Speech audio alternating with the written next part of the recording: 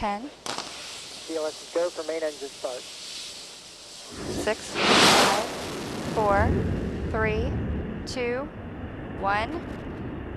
And booster ignition and liftoff of Space Shuttle Discovery, taking the space station to full power for full science.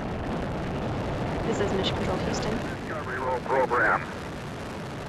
Roger, roll, Discovery. Discovery's roll maneuver is complete. It is now in a heads-down position on track for its flight to the International Space Station.